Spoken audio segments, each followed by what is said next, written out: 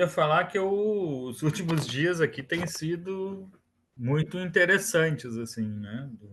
Essa coisa do frio. Eu até hoje não lembro, desde que eu comecei com os Kings aqui, na verdade, desde que eu vim morar aqui, né? Que aconteceu anteontem, assim, de 8h30 da manhã ter gelo nas bacias e tal, né? E tem sido interessante, assim, de ver o desenvolvimento, o comportamento dos peixes, né? É uma coisa que eu ainda não tinha visto, né? É o mais extremo que chegou aqui no sul, assim. E aparentemente eles estão bem, assim, estão de boa. Mas você está alimentando? Não. Então, o que aconteceu ontem isso é. Estava ali, sei lá, tipo, próximo de 7 graus à tarde, eu coloquei para alguns peixes umas minhocas. E aí eu vi que eles foram lá, olharam e tal. Aí uns pegaram assim e foram violentos com as minhocas, né? Mas fora isso, não estou alimentando, não estou nem filhote, nem ninguém, assim, tá todo mundo aqui de jejum, né? Quem está na geladeira tá parado, né? Está com o Porque metabolismo. é muito frio, né? Mas é uma experiência que até agora assim, eu não tinha passado. Eu nunca tive água 1,9 graus, é a primeira vez. Assim. E aí estou já segundo dia sem alimentar. Né? Só que o que eu vejo?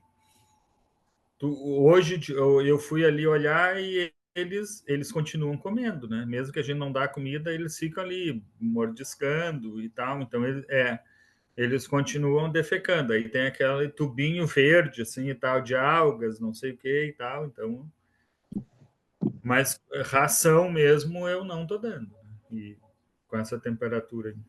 Essa é a nossa reunião número 64. Tempo passa, hein? Acho que a gente podia só aproveitar esse assunto aí que o Ederson levantou, porque nós andamos trocando umas ideias no privado, e o Ederson tinha colocado lá para a gente poder ver essa questão de alimentos vivos, por causa de inverno, não só por causa de inverno, mas para o desenvolvimento mesmo dos peixes e tudo mais.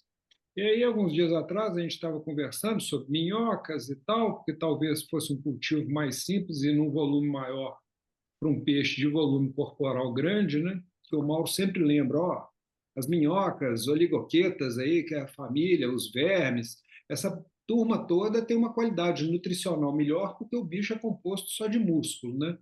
E é daí que a gente vem conversando, voltamos a conversar o seguinte: será que não é mais jogo a gente tentar fazer uma criação de minhoca, não? Porque eu vejo muita gente querendo tratar, falando assim, não, estou querendo tratar com alimento vivo. Tem liofilizado? Pô, mas então não é vivo, porque alimento vivo tem que ser vivo. E incluindo que das vantagens da minhoca, além da qualidade nutricional, a própria movimentação delas já ajuda na ingestão, né? Mas eu penso que criar minhoca é muito fácil, qualquer dejeto orgânico elas vão. Se tiver bosta, então melhor ainda. Limpeza de filtro, joga nas minhocas, elas vão muito bem, produz bem. As minhocas, as que eu conheço aqui, as Califórnia Vermelha, o ciclo é de 30 dias. Em 30 dias ela nasce e começa a botar ovo. E cada daquelas casulinhos dela sai entre 15 e 20 filhotinhos, é um por dia.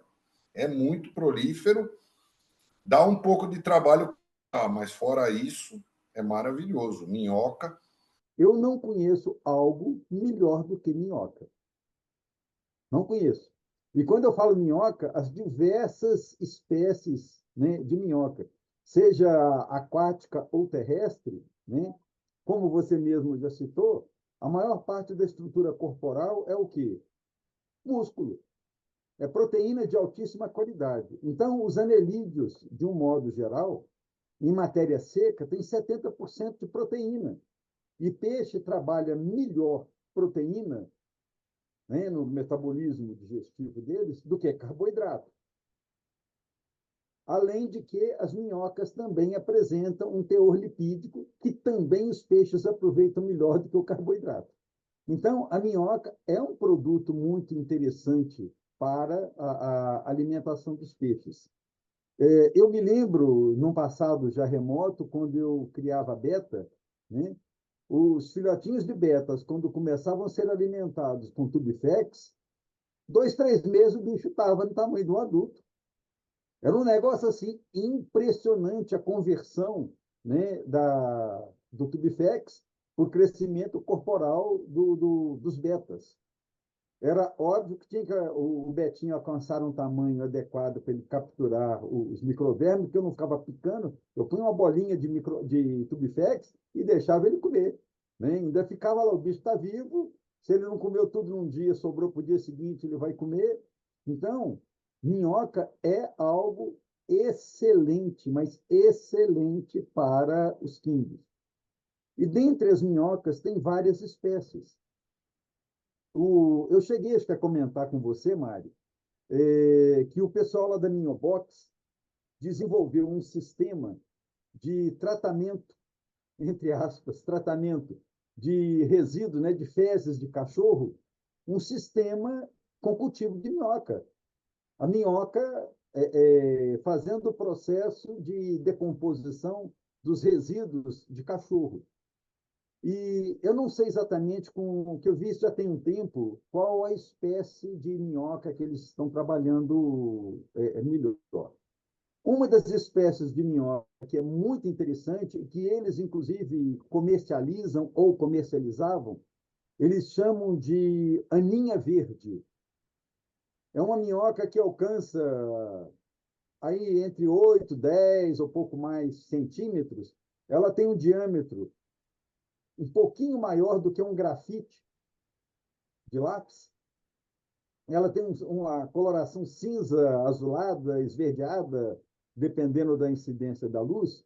E para os quingos adultos, é interessantíssimo, porque na hora que você coloca ela dentro d'água, elas se movimentam, fica igual minhoca puladeira, minhoca doida. Os peixes vêm doidos em cima.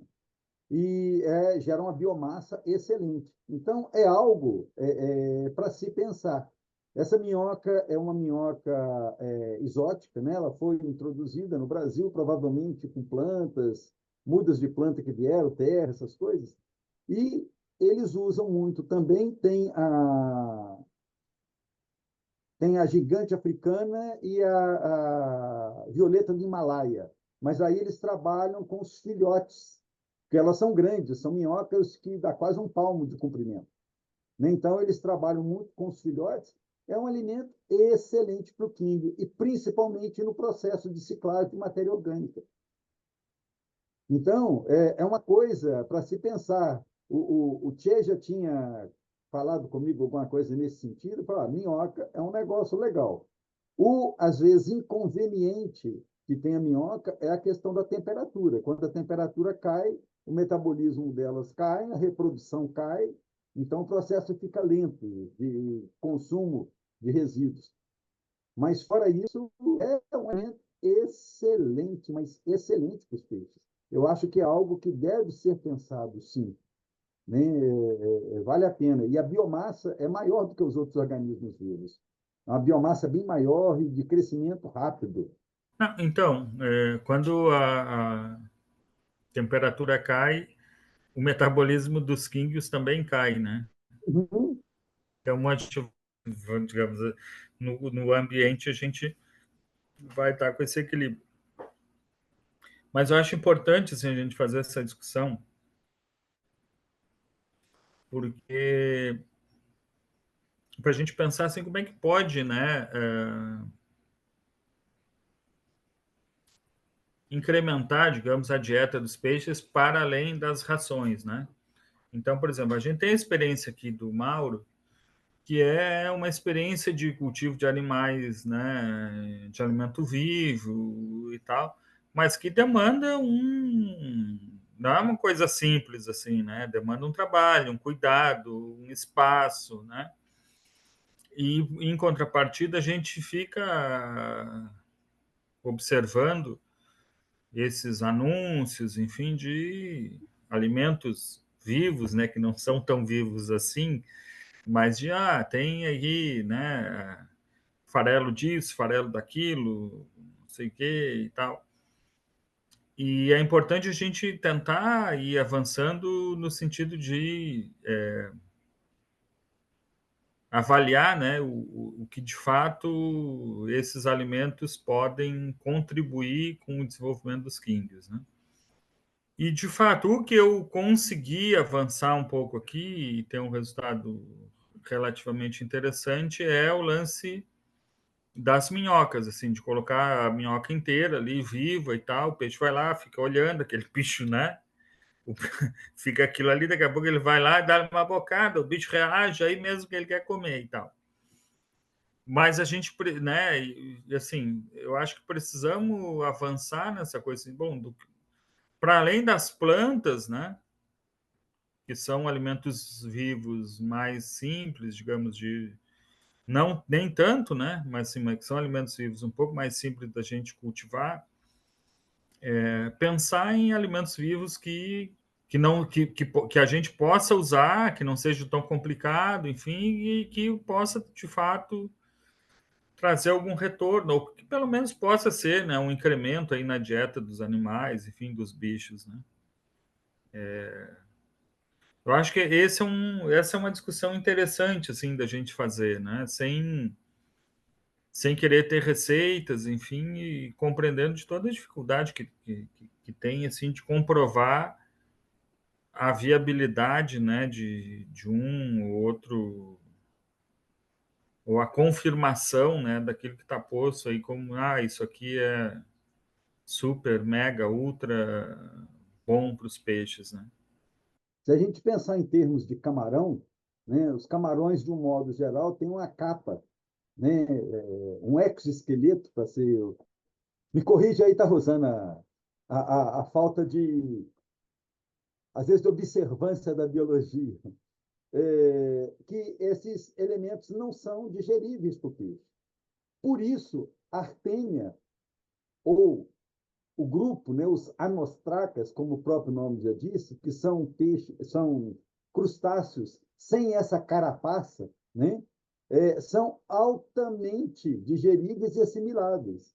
Nesse sentido, pode-se pensar em cultivo de artêmia ou de anostraca de água doce, que tá crescendo, tem um movimento enorme nesse sentido, mas que não se equipara, até o momento, em termos de produção, com as artêmias. A questão, como o Ederson mesmo colocou, alimento vivo é bom, não se discute aquilo que tem na natureza para o peixe que ele gosta.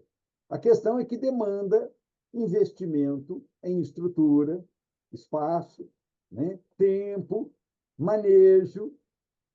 Eu posso dizer que eu gasto mais tempo com o cultivo dos alimentos vivos do que cuidando dos peixes. Agora, o resultado não se discute. Então, existem vários sistemas que podem ser utilizados e que te demandam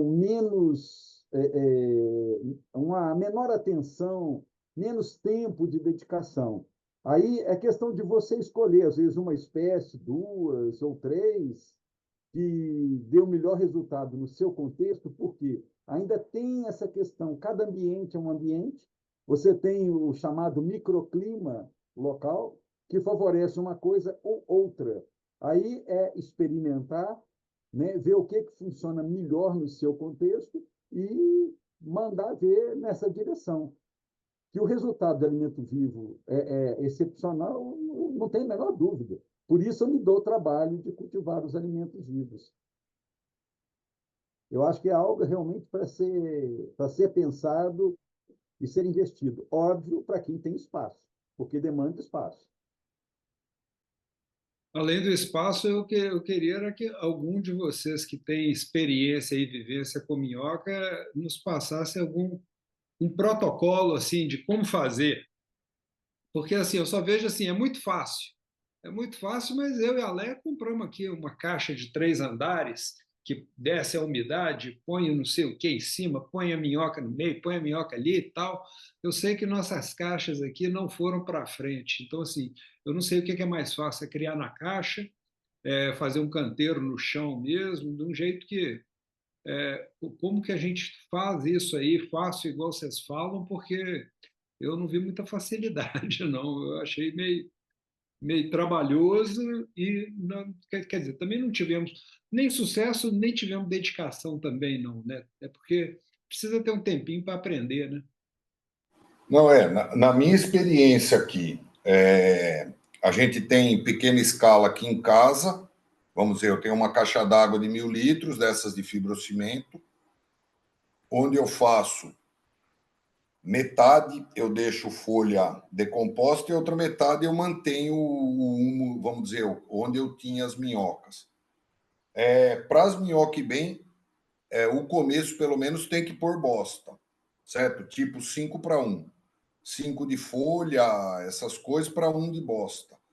Porque a primeira leva elas vão atacar só a bosta e depois, vamos dizer, os filhotes dessa primeira leva, a F2, F3, que vai comer as folhas, por falta de outra coisa melhor, entendeu?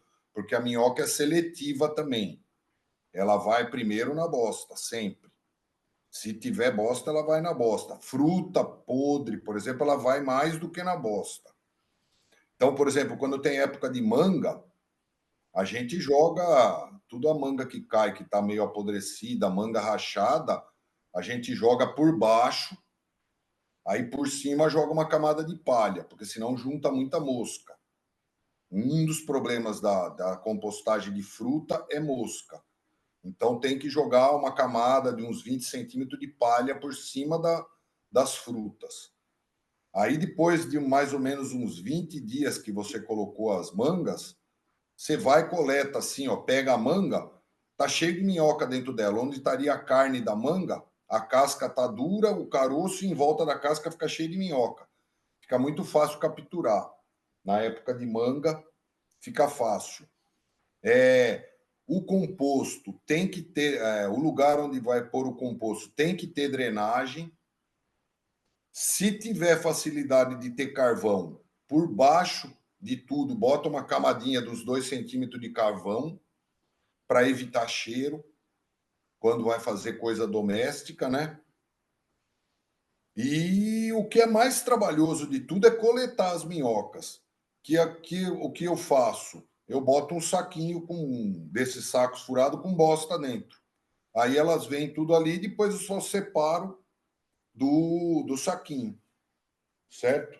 Que é mais fácil do que você pegar quando vai. Daí, não, vou zerar. E eu sempre faço assim: metade da caixa fica folha, na outra metade fica substrato. As minhocas migram, aí aquele parte que já era um substrato médio, ele já fica bem curtido, você usa como o humus e tira e bota a folha no lugar. E a folha com bosta, o que tiver. Usa bosta de cachorro, papel higiênico pode colocar, jornal pode colocar. A maioria dos jornais, a tinta dos jornais é biodegradável, não tem problema. Algumas revistas muito coloridas, com um tratamento muito invernizado nas páginas, não acho bom. Mas papelão, papel toalha, todas essas coisas, as minhocas comem tudo. Na primeira leva elas não comem, mas depois, a hora que a fome aperta, elas atacam bem. Tendo a drenagem, você usa o chorume é um excelente adubo. E é isso, vamos dizer, é trabalhoso até embalar. Vamos dizer, você conseguir montar um composto que elas gostam de comer. Junta as folhas, vai pondo dentro da caixa e vai deixando. Depois que as folhas já estão para de esquentar, porque a coisa começa a decompor, ela começa a esquentar. Quando ela esfria, aí você coloca as minhocas. A maioria das pessoas erra. Bota a folha e as minhocas junto. A hora que esquenta, mata as minhocas. Ou elas fogem. Então, um detalhe importante é esse: deixar as folhas dar uma apodrecida antes de colocar as minhocas. Depois que você faz essa divisão na caixa, aí fica tranquilo, porque quando começa a esquentar de um lado, elas correm para o outro e não tem problema. Eu tenho prática com as vermelhas da Califórnia e com essa minhoca louca que é nativa aqui da região, que é essa minhoca maior, que pula mais, tem um couro mais duro, é mais difícil para os peixes pegar. A vermelha da Califórnia é bom para os peixes porque ela é muito macia. O peixe, a gente pica, eu pico ela num desses negócios de picar tempero, de picar salsinha. Eu pico, dou uma peneiradinha e jogo para tirar um pouco da terra, mas tem vezes que eu não tiro nem a terra. Eu jogo e elas tiram os peixes. Tamanho de 2, 3 centímetros, eles comem numa bocada, assim, ó. Uop. E se jogar a minhoca inteira, eles brigam um pouco, mas comem a minhoca inteira. Eu não vejo coisa mais fácil de criar do que minhoca. Desses Artemia, Daphnia, todas essas coisas, nem o Tubifex, que eu tô batendo cabeça aqui ainda e não peguei a manha. As minhocas é assim, o começo ter esse cuidado para não colocar o substrato que ainda vai fermentar. Tem que, e mesmo bosta, tem que deixar a bosta curtir, porque se ela for explode amônia, sei lá o que, e mata. Eu não sei qual é a biologia aí, acho que o Ângelo deve conhecer, podia até dar uma aula para nós aí, professor também. É isso.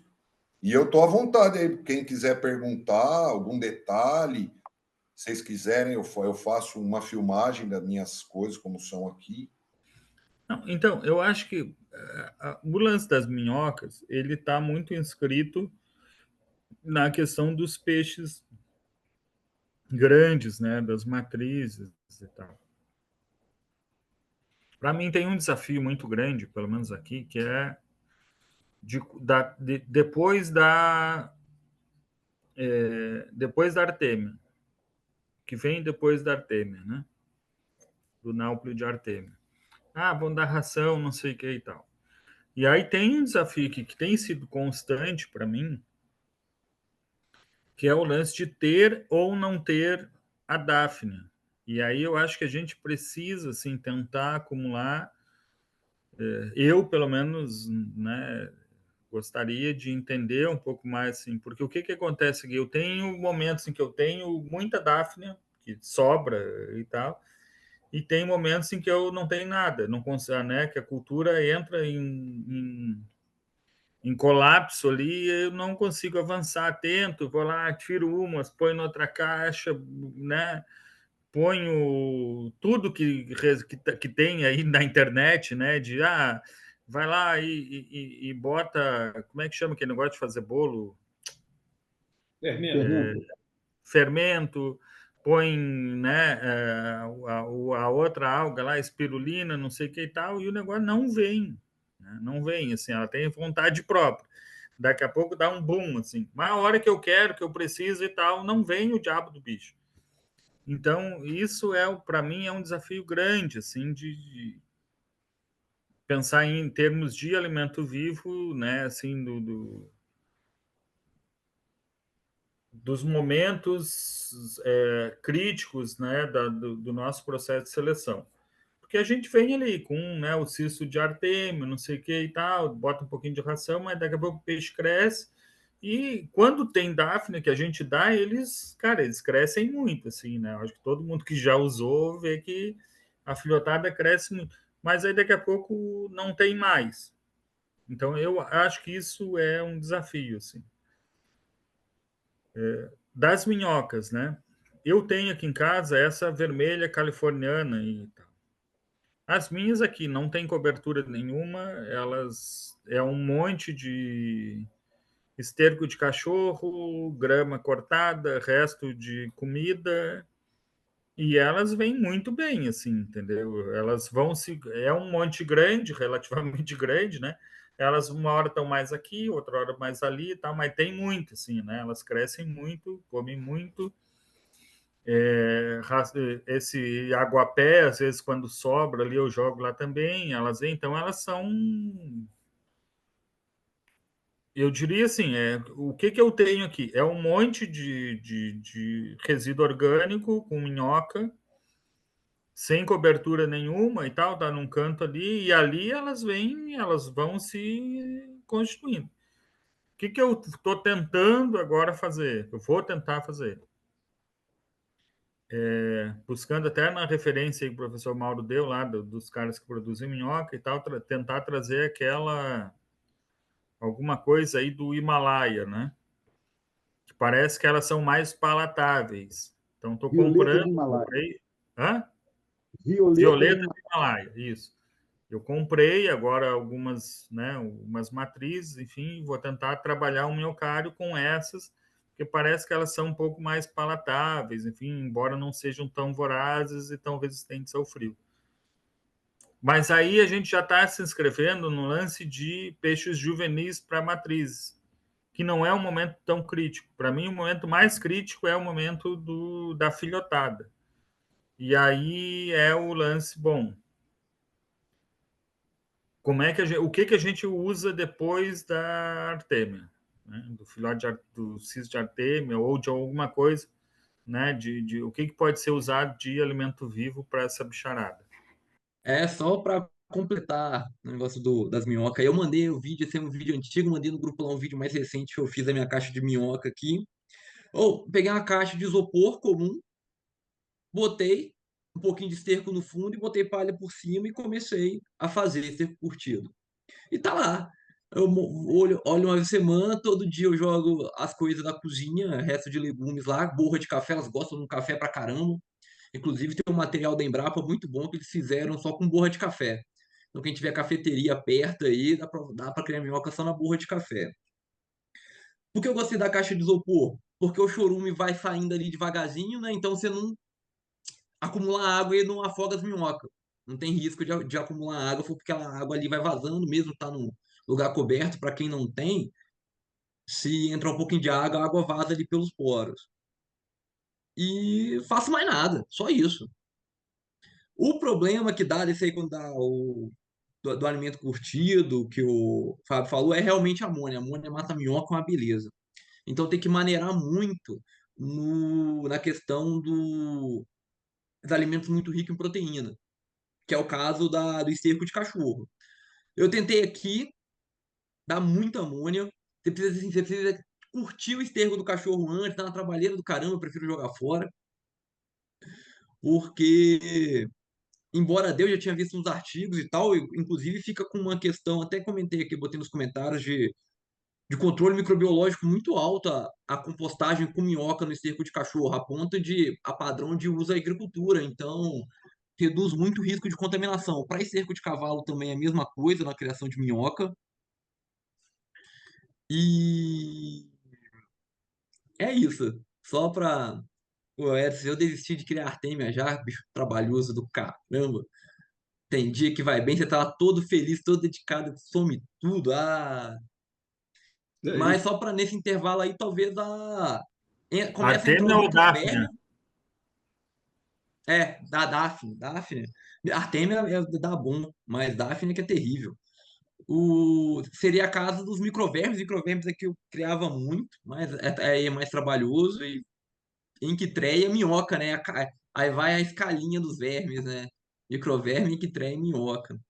Eu passei por várias fases de criação, de tentativa. A dificuldade é o trabalho. Mesmo a dedicação que você tem que ter no peixe, você tem que dar dedicação aos organismos vivos. Senão, não vai dar certo. Artêmia. Já criei artêmia, produzi artêmia adulta para peixe. Dá muito trabalho. O volume que a gente tem é muito pequeno. Se eu tiver um peixe, 2, 3, tudo bem, mas 100 não vai dar. Tá? Já tentei Dáfina. Dáfina é interessante. Essa reclamação, olha, em um dado momento ele desanda, é que a gente não tem controle de alguns indicadores. A hora que a população entra em declínio, já foi. Você tinha que agir antes. Então, você precisa ter um indicador pH, temperatura, controlar, antes de você ter uma superpopulação e ter um declínio. Você tem que ter uma população ideal que não avance, porque aí, o momento que ele atinge uma superpopulação, ele rapidamente acaba desestabilizando. Então, dá para fazer. Dá trabalho. Minhoca. Olha, eu criei minhoca como vocês falam, eu não gosto. desculpa, eu não gosto. Criar minhoca com o resto não funciona, porque você vai dar isso para o seu peixe. Então, quando eu tiro a minhoca fica 5 dias, 4 dias sem se alimentar. Eu não dou diretamente a minhoca. Eu deixo ela eliminar todo o resto de alimento do trato intestinal. Aí eu ofereço aos peixes. Bom, eu, eu, eu, eu criei, deu muito trabalho, eu acabei abandonando, mas quem me deu uma dica de como criar foi um pesquisador da Argélia. Tá? E eu colocava a minha criação de. Eu morava num estúdio pequeno, então não tinha espaço para criar as minhocas, né? Então eu criava na minha sala, no laboratório, né? Então tinha uma caixa, tinha 2, 3 caixas, e eu criava as minhocas lá. Mas eu criava com substrato. O substrato que eu usava é fibra de coco. Só que essa fibra de coco, uma vez que você vai umedecer, você tem que corrigir o pH. Então, as histórias que você me conta, se você não corrigir o pH, se você não manter o pH, você vai desandar. Então, eu colocava as minhocas e eu alimentava as minhocas ao longo do desenvolvimento, com farelo, com folhas, mas colocava esse alimento e eu só voltava a alimentar quando as minhocas consumiam esse alimento. E eu ia alimentando à medida que as minhocas iam se desenvolvendo. Então, muito diferente do que vocês falaram. Tá? Aí eu garanto a qualidade desse organismo. Tá? Eu não tenho essas dificuldades que o Ângelo falou. Um dado momento desanda, desanda mesmo. Tá? Se você não tiver cuidado, não adianta você colocar uma série de substâncias, que é esterco, a minhoca só vai absorver no momento ideal. Então é o seguinte, alimente a minhoca como se alimenta os seus peixes. Tá? É interessante dessa forma, então eu faço totalmente diferente do que vocês fazem. Tá? Já comprei, não vou falar o nome da empresa, comprei as caixas, o Mário falou sobre isso, eu tem 3 caixas lá. Tá? Ajuda. A grande dificuldade é que quando você coloca as caixas, é a temperatura. Aqui em casa eu tenho um problema de temperatura muito elevada. E aí desanda. Tá? Então tem controle de temperatura. Se você não tem esse controle, não vai dar certo. Tá? Então eu achei interessante, mas não gostei muito, porque essa forma de empilhar faz com que a colônia, em dado momento, a temperatura, somente no verão ou dias mais quentes, ela se eleva. Campinas, se eu falar inverno, mas nós estamos em pleno inverno e eu tenho temperaturas, aqui tem temperaturas que chegam a 29 graus. E aí basta um dia para a colônia não entrar em colapso. Tá? Então, esses cuidados, quem está interessado, eu coloco uma caixa lá, jogo, tudo bem, ela vai.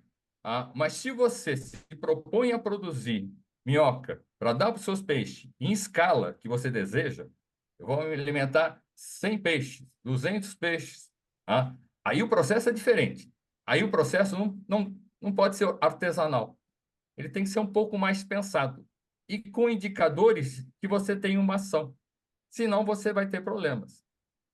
E como você dá o alimento. Né? Você pega a minhoca, dividir e dar. Não, você tem que tirar a minhoca, esperar que a minhoca possa eliminar todo no trato intestinal, 2, 3 dias. É como vocês, não sei se vocês comeram escargot na vida. Quando você tira o escargot, você tem que deixar 30 dias, tá? Onde o animal ele vai eliminando todos os alimentos, os alimentos que ele tem. Aí você processa. Você não tira o escargot e come diretamente. A minhoca é a mesma situação. Eu alerto a vocês. Não deu problema. O problema é o seguinte: é uma bactéria que vai vir, você vai contaminar o seu aquário, seu tanque, e aí um esforço enorme de você manter os seus peixes, e aí você está colocando algo de alto risco. Eu não coloco. Eu não uso. O meu drama ainda, eu estou buscando um alimento que, na escala que eu tenho dos peixes, eu consigo alimentar. O Ederson fala assim, nessa fase. Essa fase, eu acho que o alimento vivo que é mais interessante é a dáfna. Mas se você não conseguir manter a dáfna dentro de padrões que você tem no seu criatório, e buscar indicadores, você tem que controlar o número de indivíduos que você tem, a população daquele local. Porque se você deixar que o número avance, aí você vai desandar. E aí recuperar, é difícil. A dica é comece de novo, porque você vai ter uma série de substâncias que vão não ser propiciais ao desenvolvimento. Você tem que começar de novo. E começar de novo são alguns dias, são algumas semanas. Então, alguns alimentos para dáfna, senhores, eu não funciona. O que você vê muito na internet, já tentei, não funciona. Eu trabalhava com sistema integrado.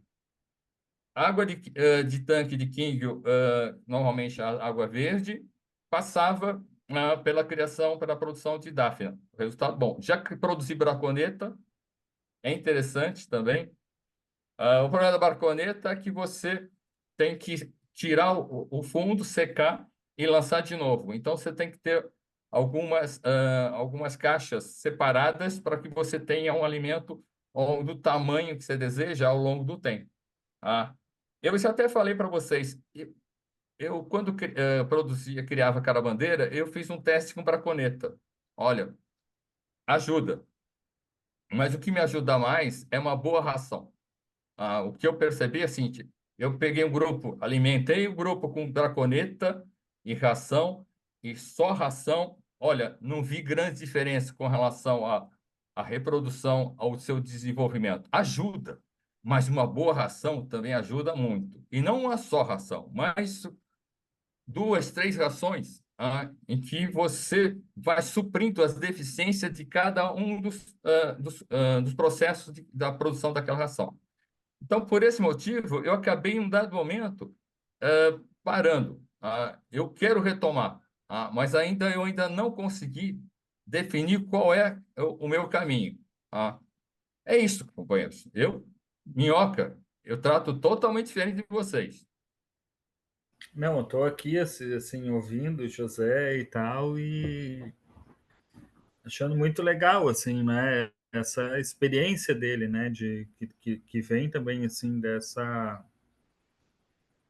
base que é da gente, né? A base, assim, da ciência e tal. Não, vou comparar isso aqui, comparar ali e tal. E, e nos ajuda muito a entender, né? Isso. Por exemplo, a questão da minhoca. Bom, de fato, a gente precisa, né? Vamos produzir minhoca para dar para os kings e tal. É interessante porque é isso, né? A gente acaba fazendo com todos os bichos, né? Assim, até peixes de corte. A gente tem um tempo ali de depuração do peixe antes do abate, né? Então é importante ter um tempo de depuração da minhoca antes de servir para os peixes e tal.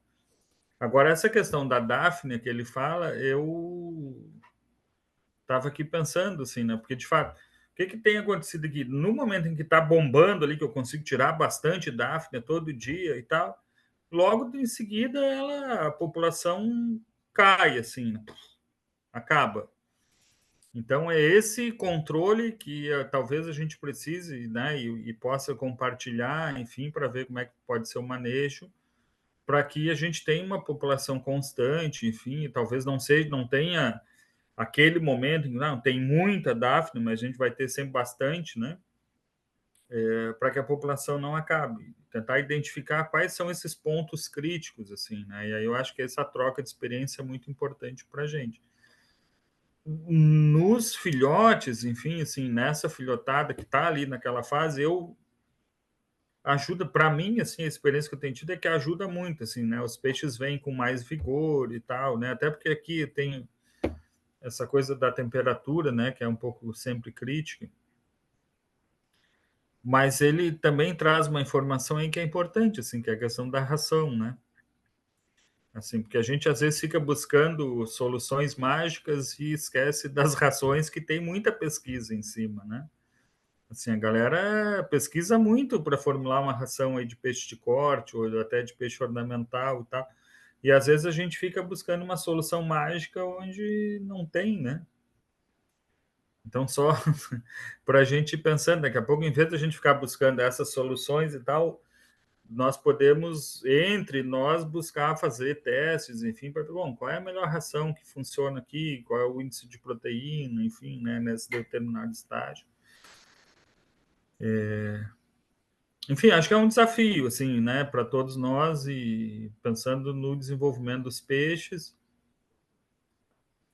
Mas eu acho que o José traz duas coisas aí, pelo menos, que são importantes, assim, né? Uma é essa questão, né? Eu não entendi que tipo de minhoca ali que ele trabalha, enfim, que ele tem produzido, né? Mas é o lance de deixar a minhoca depurar antes de servir para os peixes, pareceu interessante. E a outra é esse controle que a gente teria, né? Que ele tem, que ele, na verdade, não é o controle que ele tem, mas essa observação dele em relação aos picos e essa oscilação, digamos assim, entre a população de Daphnes, né? Para mim é o grande desafio, assim, como é que a gente mantém uma população de Daphnes constante numa pequena escala, né, em caixas, enfim, que possa ter continuidade, assim. Não, é mais para falar do que o José Teixeira falou. Assim, eu, igual falei, eu não tenho, com minhoca eu não tenho problema, não. O problema com o Daphne é justamente essa estabilidade que o Edson falou, né? Eu acho que é unânime, acho que todo mundo que tentou criar Daphne na vida, essa instabilidade de picos de população, e no caso dele, você ter um ciclo de baixa no momento que você está com um filhote lá precisando, né? Então, acho que o maior problema não é criar Daphne, é a instabilidade da criação de Daphne. Eu já tentei estudar tudo quanto é parâmetro, temperatura, luz, mas eu nunca consegui encaixar uma forma de manter constante. Eu acho que é da natureza desse bicho, não tem jeito. Eu acho que talvez é da natureza do infeliz.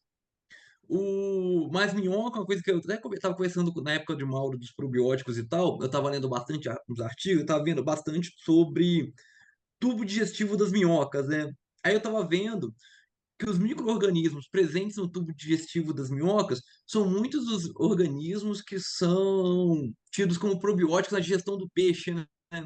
Então, a gente está até falando que como um alimento vivo, como um probiótico natural, né? Porque toda aquela flora intestinal que o alimento vivo tem acaba passando para o peixe, acaba beneficiando a digestão do peixe pelas enzimas que estão lá no trato intestinal do próprio alimento vivo, né? Então, negócio completo. Aqui eu não tenho muita preocupação com depuração das criações que eu faço de minhoca, não. Assim, se eu pegar uma minhoca na rua, por exemplo, que vai estar contaminada com uma coisa que não seja a compostagem dela, aí eu me preocupo, igual o peixe. Pego um peixe aí para alimentar um peixe carnívoro, se não for de um lugar limpo, eu faço um processo, que aí tem parasitas, tem uns vermes, tem outras coisas. Mas compostagem é um negócio muito seguro quando você estabiliza a compostagem, porque você limita muito aos organismos que estão adaptados àquele tipo de ambiente, né? Então, acho que eu nunca tive problema, meu pai também nunca teve problema com alimentação direta desse tipo de bicho. Até porque a maioria dos patógenos que tem na criação de minhoca, né, comuns nesse tipo de ambiente, são os mesmos patógenos que estão dentro do filtro biológico. Então, não é novidade para o peixe isso aí, não. Novidade para o sistema imunológico, né? Bom, a minha sugestão para a questão da Daphne, que parece que é a dificuldade comum a todos, é o seguinte: primeiro, você tem que ter uma, como é que eu vou dizer, um conjunto de caixas de produção e ter uma sequência produtiva. Quando você usa na produção de Daphne adubação com esterco, né? Você coloca o esterco. Geralmente, o que eu faço? Eu pego um saco, né, desses de nylon trançado, coloco o esterco, deixo de molho, dou umas balançadas no saco para poder ele ir soltando, solta uma tinta. Em seguida, você tem um pico de produção de bactérias e em seguida de algas, que aí as Daphnes vêm e vão dar uma bombada, vão dar uma produção. Aí dá um pico de produção, a água começa a clarear, você tem que adubar de novo, vai ter um segundo pico de produção. Depois desse segundo pico, é jogar essa água fora e começar um novo cultivo. Por quê? Os metabólitos que as dáfnias também eliminam começam a comprometer o crescimento delas. Então, você faz 2 picos de produção, o primeiro é mais intenso, o segundo não é pequeno, mas é um pouco menor, mas nesse meio tempo você já tem que estar preparando uma nova cultura, uma outra caixa. Então, você tem que fazer um rodízio.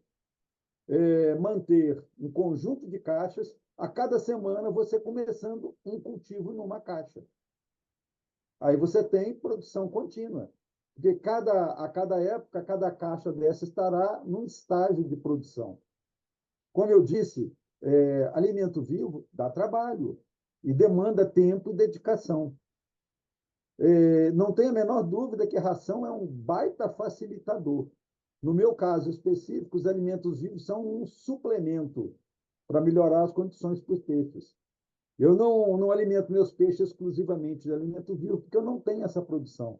Inclusive, meu tempo não dá para fazer tudo. Sou eu que faço tudo sozinho. Então, não tem condições. Então, no caso da Daphne, você tem que ter uma sequência de caixas para a produção. Aí você consegue manter uma continuidade, está sempre tendo alguma caixa no ápice de produção, outra começando, a outra no meio do caminho. É esse o caminho.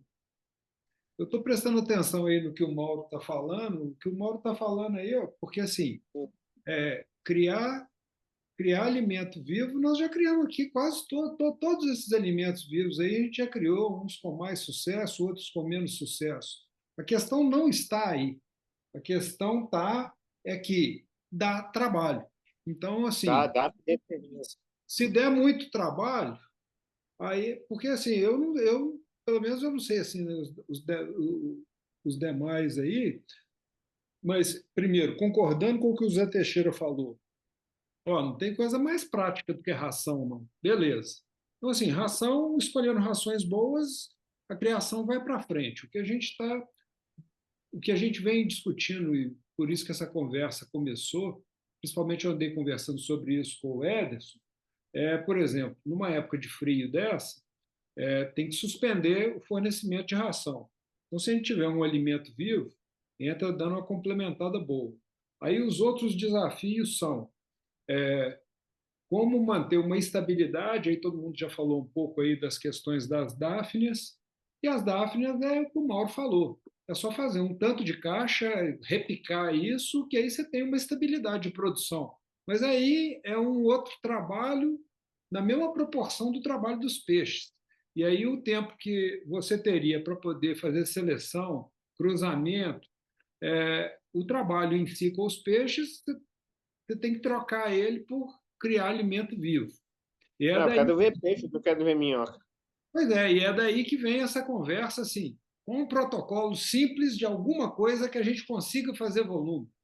Porque É. conseguir criar várias coisas, a gente vai criando. O problema é que você tem que parar de mexer com os peixes para mexer com o alimento vivo. Então, é daí que vem a conversa aí das minhocas, por causa do volume e do tamanho dos quingues, sabe? Então, aí que está a questão central. Então, porque assim, se não for um protocolo simples, se não for uma coisa muito simples de ser feita, eu também estou na opinião do Zé Teixeira ali. Deixa eu dar ração, que assim eu tenho tempo para selecionar os peixes, eu tenho tempo para poder fazer limpeza nas caixas dos peixes, senão eu deixo de cuidar dos peixes para cuidar de bichos, sabe? Então, essa que é a minha questão. Então, assim, se a gente abrir o leque, porque é só voltar. Depois eu vou colocar lá no grupo, eu vou colocar a reunião nossa, que nós conversamos sobre alimentos vivos, nós estamos repetindo a mesma conversa. Nós estamos falando as mesmas coisas, nós estamos falando os mesmos desafios, nós estamos falando a mesmíssima coisa. Então, quer dizer, o que a gente precisa ver? É com qual alimento que eu me adapto e que dá para a quantidade e para atender as minhas necessidades. Quer dizer, eu, assim, estou falando eu, mas cada um de nós. Porque, Eu aqui no inverno nem tiro filhote porque eu não consigo eclodir artêmia e começa a ter que pôr termostato, aquecer a água, dá mais trabalho. Então eu produzo só. Agora eu parei, vou começar só em setembro. Pois é, Aí já vai ter Artemia e vai bem. é Eu aquela, ajustei assim. é aquela história que senão o pirão fica mais caro que o peixe, né? Ah, é? É, e deixar os alimentos vivos só para os queridão mesmo, as matrizes principais, para dar aquele turbo, e ração é a solução. Olha, em qualquer fazenda de criação animal, o que usa? Ração, desde peixe, camarão, qualquer coisa usa ração. Não tem jeito igual ração, não. Ração é o prático, atende uma ração bem feita aí, comercial relativamente barata, muito mais barata do que fazer. Porque as formulações tem um monte de livro, tem um livro de nutrição de peixe aqui, separado por espécie de peixe, assim, pra você formular a ração. Então, proporção de ácidos graxos, tem tudo, assim, não é difícil. Difícil é você fazer isso em pequena escala, que fica muito mais caro do que eu já pensei em fazer. E questão do alimento vivo, eu acho que é essa questão da escala mesmo, que é o negócio. Por que que eu abandonei? Meu pai abandonou tudo também. Meu pai tinha caixas de Artemia lá, 5, 6 caixas de 1.000 litros, filtro, um negócio dando quilos e quilos de Artemia, mas o trabalho não compensa hoje o resultado para esse tipo de escala, né? Ou você vai fazer igual essas empresas aí, criar 500 quilos de Artemia na batelada para poder ganhar na escala, ou não vale a pena, vai fazer só um pouquinho. Para mim, até hoje, em questões de manejo, a minhoca foi a mais tranquila. Por quê? Eu viajei uma semana e deixei aí e voltei e estava do mesmo jeito. Eu acho que é diferente de todos os outros cultivos, assim, que você depende de uma atenção mais diária. A minhoca, a caixa do jeito que tá ali hoje, se eu deixar ali, acho que deixar uns 15 dias com mata em cima para diminuir a evaporação e não secar, eu acho que fica bem. Então, em questão de manejo, eu acho a minhoca o mais fácil de todos, tanto que eu estou continuando com elas aqui por causa disso. Problema, ela que geralmente é grande, é difícil de separar, então você tem dificuldade de alimentar os pequenos, então nada que botar no patê não resolva, né? Que é uma coisa que já é acostumada a fazer, usar como fonte de proteína no patê, ao invés de usar o patê como veículo dessa minhoca para peixes que não conseguem comer a minhoca inteira. Protocolos, eu já vi uns protocolos muito interessantes de criação de minhoca. Os mais difíceis, assim, espaço. O difícil é você manter constância de alimento. Esterco tem um certo, como eu posso dizer, preconceito, né? Porque é esterco, mas eu não vejo problema, também não vejo problema na literatura do uso do esterco, tanto que Tubifex é criado numa condição até um ambiente bacteriológico tão complexo quanto minhoca de compostagem, e Tubifex é um negócio bom pra caramba. O esterco eu comprei aqui pra horta, 6 sacos de esterco, paguei R$ 25 em cada um, sacão desses de nylon branco. E se quiser fazer o meu cara com isso aí, só botar lá, deixar tampar para não bater sol, não bater chuva, né, para não ficar lavando, para não ficar compactando, soltar as minhocas, manter a umidade. Se não tiver problema de secar muito, molhar uma vez por semana ali para controlar e acabou. O problema é espaço, que a minhoca gasta espaço vertical, né? Para você evitar problemas de amônia, o ser curtido dá pouco. Então você tem que manter arejado para ventilar essa amônia, para oxigenar. Tem os manuaizinhos da Embrapa muito bons, inclusive eles têm a proporção certinha lá. Você põe o João Teixeira falou do pH, o pH muito baixo é um problema também em alguns cultivos de minhoca, dependendo do substrato. Botou a tabelinha, tantos quilos de esterco, carbonato de cálcio, dá para botar dolomita, qualquer carbonato de cálcio. Jogou lá na proporção que tá lá, acabou. Não esquenta a cabeça. Então, até hoje, da que eu vi, até que eu conversei com meu pai, minhoca é o mais fácil. Não tem uma questão comercial muito grande, até falei com meu pai, igual do Tubifex, é difícil vender Tubifex por causa da forma, da apresentação, mas para uso nosso, eu acho que até hoje é a melhor. Inclusive, eu botei no comentário, eles usam muito, tem vários estudos que usam a minhoca como veículo de outros nutrientes, por exemplo, ácidos graxos. Eles pegam alguns ácidos graxos que você tem interesse, Eu vi um mais interessante ainda, que ao invés de botar ácidos graxos, ele botou óleo de peixe puro. Então a minhoca teve uma conversão ali, um aproveitamento assim do que consumiu, do que assim, uns 60% em 24 horas. Então você dá para você usar ela como veículo de espirulina, de ácidos graxos, talvez de medicamento. Não sei de qual, eu não cheguei a procurar isso, não interessei, porque remédio é uma coisa também difícil de dar para peixe. Mas até hoje, para mim, de questão de protocolo, assim, de facilidade, a minhoca ganha. Tem essa questão da temperatura, eu achei que eu ia sofrer mais aqui no frio, mas eu estou conseguindo controlar. Na hora que eu vejo que o substrato está esfriando muito, não está aquele calor que estava, eu ponho um punhadinho de farelo de trigo, porque a decomposição do farelo de trigo esquenta. Aí eu ponho só um pouquinho, não para dar alimento, mas só para manter quente. Aí, no mesmo esquema do Fábio, grande, eu ponho comida de um lado, para se esquentar demais ou se tiver algum problema, elas fugirem para o outro. Então, eu tento fazer compartilhado, as fases compartilhadas dentro de uma mesma caixa. E é isso. Não, eu acho que assim, indo nessa linha aí da questão da minhoca,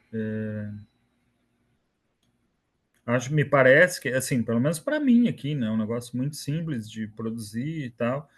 O que talvez a gente precisaria acumular um pouco é quais as espécies utilizar, né? Tem alguns sites aí e tal de pessoal que produz minhoca assim comercialmente que diz que essa violeta do Himalaia seria uma minhoca mais palatável, né? Eu comprei aqui, vou experimentar, enfim, para ver. Mas eu acho que assim, tirando essa questão que o José fala, eu concordo, assim, eu acho que se a gente puder depurar, enfim, e tal, é melhor do que, né, assim, porque aí tu dá tu elimina ali a possibilidade de passar alguma coisa indesejável. E isso é relativamente simples assim de fazer. Eu acho que o cultivo dela é uma coisa, claro que a gente tem que ver, depende de clima, enfim. Mas aqui, por exemplo, assim, o que que as minhas minhocas comem, né? E eu tenho bastante, tenho um miocárdio considerável grande. Resto de comida, bosta de cachorro e grama cortada. Entendeu? E aí o lance, por exemplo, assim, né, do resíduo, né, do esterco de cachorro, claro que tem que manter, que desverminar os cachorros, né, para evitar contaminação, enfim, manter a vermificação dos cães, enfim. Mas foi um acidente que aconteceu aqui que eu tive que descartar um volume de ração de cachorro no minhocário. Assim, eu tive que descartar e aí usei no minhocário. Cara, assim, é impressionante, porque é como um imã, assim, entendeu? A ração de cachorro funcionou como um imã, assim. Elas vieram muito, muito, muito na ração do cachorro. Muito além do que vem em todos os outros elementos. E aí eu acho que é uma questão talvez da gente ir testando aí, se for esse o caminho, enfim, né, do grupo, a gente ir testando e trocando informação e ver como é que vai se desenvolvendo. Para mim, assim, aqui a grande questão é pensar o lance da palatabilidade, né? Tentando buscar o termo técnico aqui, de qual dessas raças, né? Dessas raças, né? Na verdade, enfim, dessas espécies a gente utilizar para alimentar os peixes maiores, e aí daqui a pouco isso, se for botar com os menores, ração, enfim. Mas para mim, eu acho que o nosso desafio é pensar esse lance em qual espécie é a melhor que se adapta para o lance dos peixes. Antes de eu passar a palavra ali para o Mauro, deixa eu só aproveitar a sua fala aí, Mauro, porque essa questão que o Ederson está comentando aí do tipo de minhoca, eu não sei se é porque meus peixes aqui não têm minhoca à disposição, mas sempre que eu encontro alguma no jardim, ela pode ser desse tamanho, assim, ó, da grossura de quase de um dedo, que os peixes ficam loucos. Ele jogou na água, eles pegam, pulam na frente. Então, assim, eu não sei se para King tem esse problema da palatabilidade, não, sabe? Eu queria aproveitar o seu comentário aí, Mauro, nesse sentido. Na realidade, o que que nós temos nesse contexto? Se for olhar nos sites que tem aí na internet, os comentários mais variados, né, quando o pessoal fala de minhoca da Califórnia, o gênero é Eisenia. E tem duas espécies que elas, morfologicamente, são semelhantes. Você não diferencia, assim, ao olho nu, que é a Eisenia fétida e a Eisenia andrei. A Eisenia fétida, quando você pega e der uma apertadinha nela, ela solta um líquido amarelado com cheiro de alho que os peixes não gostam. A outra não tem isso, os peixes vão em cima dela numa boa. Então, a primeira coisa é verificar, né? Como tem muita discussão, eu não tenho certeza se a minhoca da Califórnia é a Andrei ou se é a fétida, mas o gênero é Eisenia, é o mesmo. Né? Então, é bom dar uma observada nisso, porque essa que solta esse líquido viscoso amarelado, os peixes não gostam. A violeta do Himalaia e a gigante africana são excelentes. E aí, vou dar uma dica de como se coleta esse bicho na caixa de cultivo. É muito simples. Você imagina, o Ângelo colocou o vídeo lá da caixa dele, pegando lá na mão aquele bolo de minhoca e tal. Não tem algo mais atrativo para minhoca do que abacate. Você pega um abacate, corta ele no meio, tira a semente, pega a metade do abacate, vira para baixo, emborca, coloca na superfície. As minhocas concentram tudo ali para comer. Deixa 2, 3 dias. Você levantou o abacate, você tem um novelo de minhoca limpinho, pronto.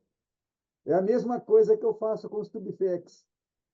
Quando eu quero coletar tubifex, eu pego um pouquinho de ração de galinha, coloco nos cantinhos da caixa, um pouquinho num canto, um pouquinho no outro. Os tubifex aglomeram tudo ali para comer, vira aquela bola, eu chego, pego a bolinha assim, ó, quase nada de resíduo, só dar uma lavadinha e jogar para os peixes. Não faço esse processo de depuração, não faço nada disso. Facilita enormemente. A questão é você desenvolver uma metodologia própria no seu contexto e que funciona. E aí a gente tem que experimentar, não tem receita de bolo pronta para esse tipo de coisa. Né? Ao longo dos anos, o que eu fui experimentando e vendo o que dava certo é que eu passei a fazer. Pronto. É esse o contexto. Né? A gente tem que desenvolver um procedimento próprio. Né? Eu estou apresentando aquilo que funciona para mim. Em condições outras aí variadas, às vezes de temperatura e outros fatores, pode não ser bom. Para mim, funciona bem dessa forma. Então, é assim que eu faço ao longo dos anos. Né? O que eu fui vendo que funcionava, que dá trabalho, tudo dá trabalho.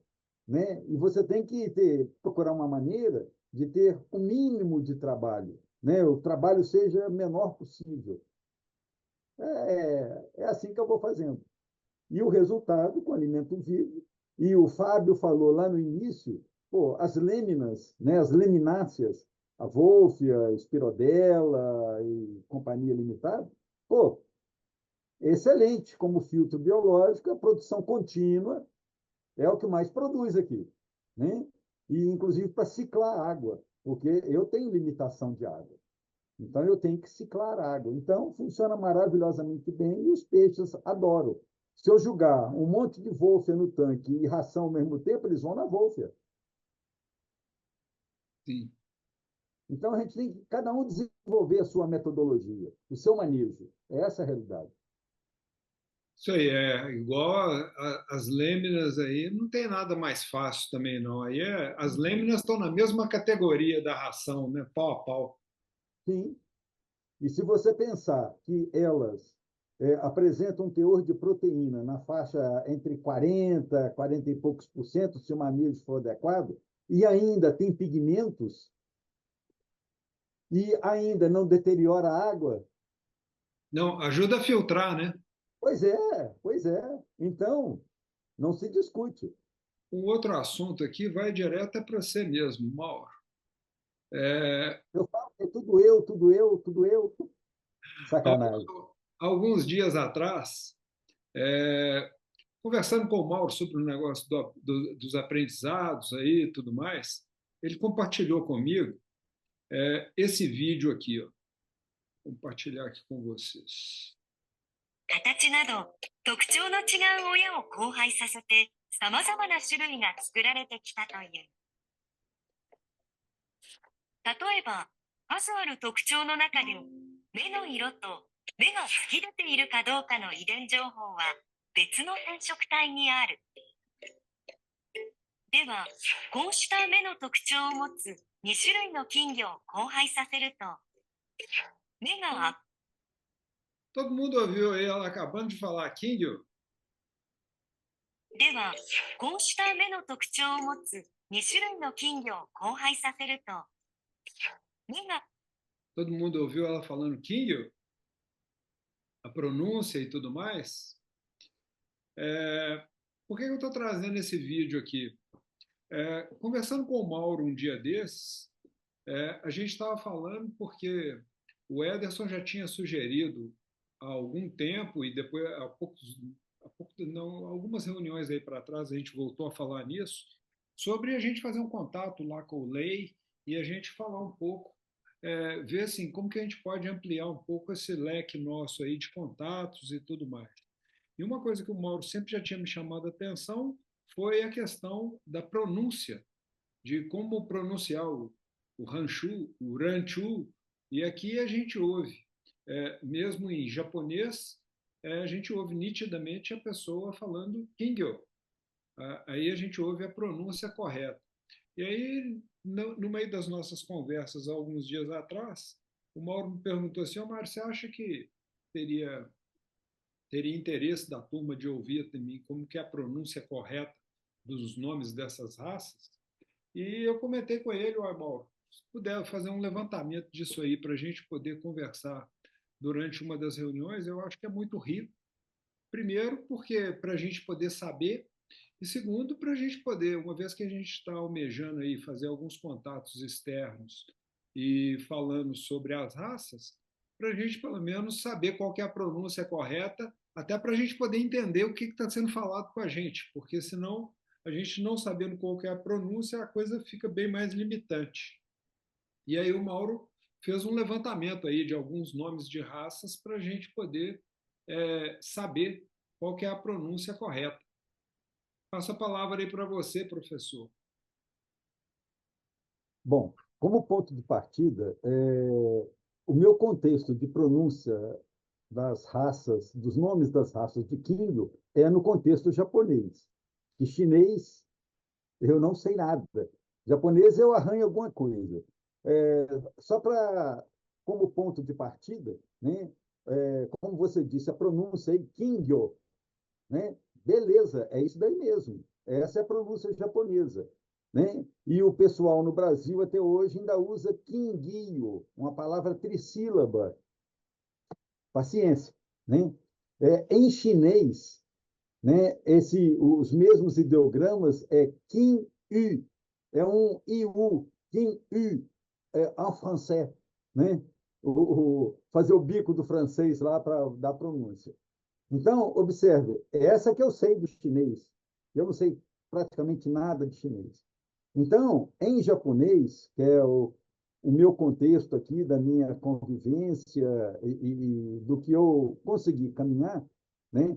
Acho que seria interessante, se você tiver como colocar aquele quadro com os nomes, com os ideogramas, o hiragana, katakana, que são os fonemas japoneses, e depois a pronúncia que eu fiz. Eu, inclusive, estou atualizando, né, porque falta algumas raças de peixe ali. Eu estou trabalhando nisso, mas ainda vai levar um tempinho que eu não consegui ainda concluir. Coisas que estão vindo, que a gente já está tendo conhecimento, embora a gente não os tenha aqui no Brasil nesse momento. Então, nós começamos aí com o primeiro, né, que é a pronúncia, inclusive, que você colocou lá daquele vídeo, e que eu queria ressaltar antes de entrar na buena pronunciação do instrumento al oído, né, assim, de habla espanhola. Aquele vídeo, eu, né, mandei o link para você. Observem que aquilo é uma empresa japonesa de televisão fazendo aquele tipo de vídeo para criança. Olha o nível que se trabalha educação no Japão. Óbvio, com um referencial para eles, que é o Kingyo, né? Kingyo é comum para toda criança no Japão. Enfim, então, no caso aí do primeiro ideograma, né, os ideogramas são de origem chinesa, embora alguns tenham sofrido pequenas mudanças ou adaptações pelos japoneses, muitas vezes o ideograma utilizado pelo chinês é um pouco diferente do utilizado pelo japonês. Fazendo essa ressalva, no primeiro caso aí, são dois ideogramas, um jukugo, que se fala em japonês, quando tem dois associados, né? Kin, gyo. Kin, ouro, gyo, peixe. Os nomes das raças não obrigatoriamente refletem essa situação, que é o caso aí do Kingyo, que é um peixe ouro, um peixe dourado. Alguns nomes que vão aparecer aí no contexto japonês são associações a coisas da natureza, que eles tendem a fazer isso, os japoneses fazem muito disso, associam características, coisas que tem na natureza para dar nome. E aí o significado, uma tradição literal, aparentemente para a gente não faz o menor sentido, né? Faz sentido na cultura deles. No segundo caso é funá, né? É o ideograma com dois fonemas. Na coluna aí que está hiragana, katakana, cada um elemento desse é um fonema, um som. E é o que se aprende logo no início, quando vai se estudar japonês. Tem que aprender hiragana, katakana, porque o hiragana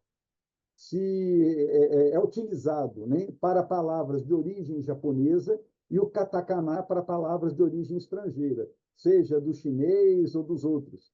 Se nós formos, por exemplo, escrever nosso nome, né, dentro dos fonemas, nós temos que usar o katakana, porque não tem nada a ver com a cultura japonesa. Nossos nomes é um outro contexto. Bom, no terceiro, Ri-Buná.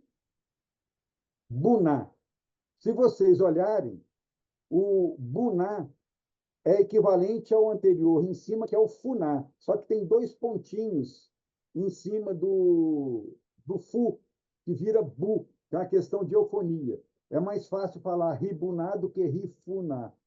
É questão de eufonia. Para o japonês tem muito dessas coisas. Tem várias situações dessa forma. Então, o Ribuná foi o primeiro Kingyo, a primeira carpinha que apareceu dourada. Tanto é que eu coloquei como carpa escarlate, porque o Kingyo é uma carpa, né? Ele vamos dizer assim, primo da carpa tradicional, da Cyprinus carpa. Tanto é que se cruzam, formam híbridos. Então, o Ribuná, esse ri aí de sol, de colorido, de brilhante, de luz, e Funá, carpa. A carpa colorida lá para o caso dourado, vermelho, escarlate, né? O seguinte, o A-Kim.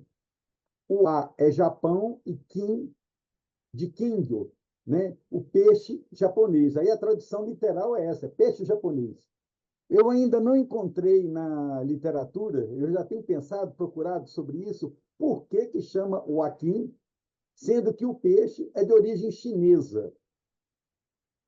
Eu não sei dizer, já procurei, mas ainda não encontrei resposta. Os próprios chineses usam essa terminologia, o Akin, né? Enfim, então, o peixe japonês, que já é aquele estágio onde o Kingyo apresenta cauda dupla, né? A cauda dobrada. O Funá tem a cauda simples e o Akin a cauda dupla. Embora comum você achar em sites japoneses isso meio misturado. Ora Funá, ora Ribuná, né? Ora o Akin, para o contexto de cauda. Eu já encontrei isso várias vezes. Também não tem explicação. Não sei dizer para vocês exatamente essa diferença. O que eu tenho conhecimento é que o Akin é um Funá, um Ribuná, para ser mais exato, que é o colorido, mas de cauda dupla. Depois vem o Ryukin. Ryu e Kin, de ouro, de Kingyo, né, que vem abreviado, que são os peixes que chegaram no Japão que são quindos de Ryushu. Ryushu é a ilha de onde vinha as cargas de quindo para o Japão. Então, quindo de Ryushu, que os chineses, inclusive, falam Ryushu, né? Não fala Ryu. Depois vem o Tamassabá. O Tamassabá corresponde a um quindo, né, a um ryukin em termos de morfologia corporal, mas ele apresenta a cauda simples. Eu já comentei anteriormente com os colegas nas discussões que o Tamassabá original ele não é meramente um ryukin de cauda simples. Ele tem um cruzamento com um peixe ancestral, que é um funá, que com isso resulta um peixe muito mais resistente às temperaturas baixas, um peixe muito mais vigoroso, né? Então, por associação morfológica, quando nascem de ryukin peixes de cauda simples, um tamassabá. Ok. Chama atenção aí para essa questão da entonação da pronúncia. No geral, as palavras em japonês os fonemas têm o mesmo som, a mesma intensidade. Só muda a intensidade quando vai diferenciar uma coisa de outra. Por exemplo, mate, mati. Mati é cidade. Mate vem de mete, do inglês, de fósforo, são sons semelhantes, mas com significados diferentes. Aí dá entonação para diferenciar. Mas, no geral, os fonemas têm um som mais ou menos constante. Depois, Demequim. Demequim, o primeiro ideograma é de deru, de sair, é sair para fora, no sentido assim, me, de olho, e kim, de king. O king do olho saltando para fora, saindo para fora. Né? Então, o que nós chamamos de telescópio. Oh, Sim? olha, uma coisa interessante, né, é que no Kim, o símbolo do Kim, olha ele Isso, aqui no final do Wakim, ou isso. mesmo aqui no final do Ryukin, ou mesmo Sim, no final do Demekin, ou mesmo isso. no final aqui do Shakin, ou mesmo no final aqui do Tosakin.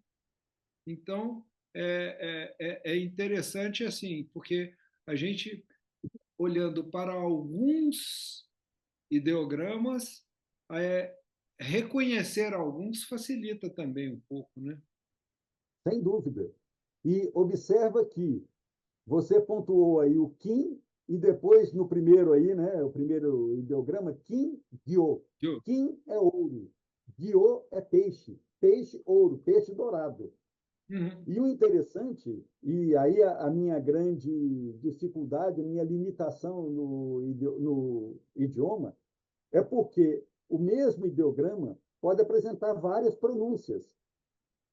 No caso aí, por exemplo, do Kim, né? Que aqui significa ouro, e guiô, peixe, o Kim também pode ser canê, que significa metal. O ouro é um metal. Né? O guiô, por sua vez, também pode ser sacaná ou uo. Então, para mim, é complicado quando eu me deparo pela primeira vez com o ideograma. Eu falo, bom, mas qual é a pronúncia? Não sei, eu tenho que procurar no dicionário para ver que nessa associação de um ideograma com outro, qual é a pronúncia correta de um associado ao outro. Por isso eu fiz esse quadro, para poder tentar facilitar para o pessoal, porque isso eu já apanhei bastante e continuo apanhando. Só, Ok? só aproveitando o seu comentário aí, porque vão Sim, ter outras pessoas assistindo esse vídeo, e às vezes as pessoas não sabem, mas para que eu preciso saber disso aqui? Então, só para poder explicar o porquê, esse documento a gente vai deixar ele anexo aqui nesse vídeo, e através desses símbolos, e aqui estão as raças, com os ideogramas a gente consegue fazer a busca pelo Google nos sites asiáticos. Se a gente procurar exatamente. em inglês, a gente vai encontrar X referências. Quando a gente procura na língua mãe, que deu nome para as raças e tudo mais, aí a biblioteca amplia enormemente. Então, a razão disso aqui é essa, para a gente poder conseguir fazer buscas no idioma, na língua que é a língua mãe da espécie que a gente está trabalhando, que a gente está estudando, né? Exatamente isso.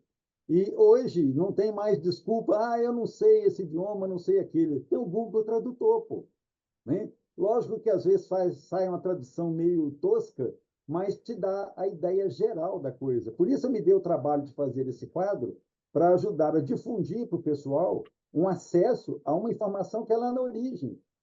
Se a gente for procurar em português, você não vai achar praticamente nada, além do aquilo que eu já falei, que o pessoal ainda escreve errado. Escreve quinguio, uma palavra trissílaba, sendo que o peixe, o nome é uma palavra dissílaba, é quinguio, 2 fonemas e não 3. Mas, enfim, faz parte, né? Então, nesse contexto, o seguinte é o... Aí eu vou chamar a atenção, toda vez que for CH, o som é de Che, lá do Che, lá do sul, né? Então é Cho, Cho, Cho Tengan. Não é show, é Cho, Cho Tengan.